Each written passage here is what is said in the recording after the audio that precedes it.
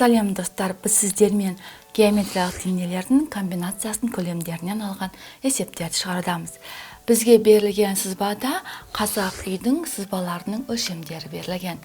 Яғни төбесіндегі диаметрі 1,3 метрге тең, ал қазақ үйдің жасаушысы 2 метрге тең, ал керегенің биіктігі 1,45 метрге тең, ал табанының диаметрі 5 метрге тең.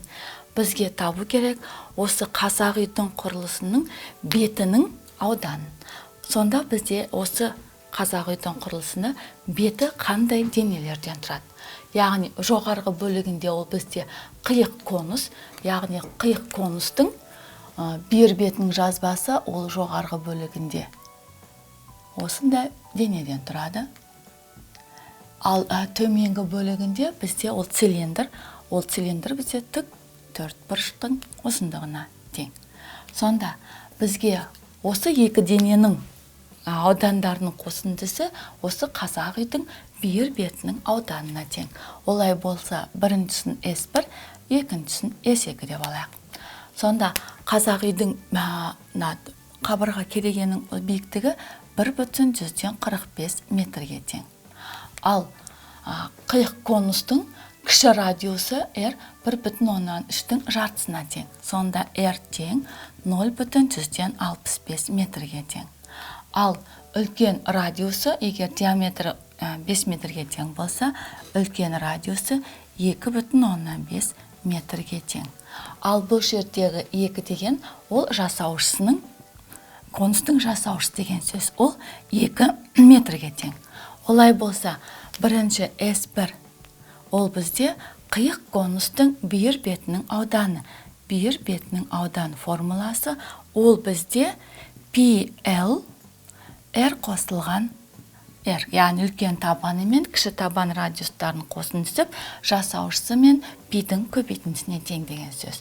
Ал екінші цилиндрдің, ол бізде цилиндрдің бір бетінің ауданы дегеніміз, табаны ол бізде шеңбердің табанында шеңбердің ұзындығы ол 2πr және h биіктігіне көбейткенге тең. 2πr h-қа тең. Енді осылардың аудандарын қосындысын табайық. Сонда ізделінді S тең болады S1 қосылған S2. Енді мәндерін орнына қоятын болсам, π көбейтілген 2 радиусы 2,5-ке қосам 0,165-ті. Және қосамын екінші цилиндрдің бір беті 2π көбейтілген радиус 2,5 және h 1,145-ке.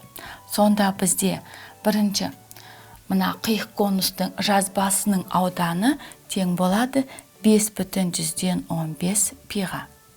Ал цилиндрдің бір бетінің ауданы 7,125 пиға тең.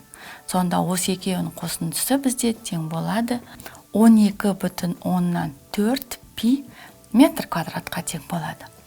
Ал осы цилиндр мен қиық конустан құралған дененің көлемін өздеріңіз қарастырып көріңіздер. Біз сіздермен қарастырдық геометриялық денелердің комбинациясының көлемдерінен алған есептердің шығару жолдарын. Келесі кездескенше сау болыңдар.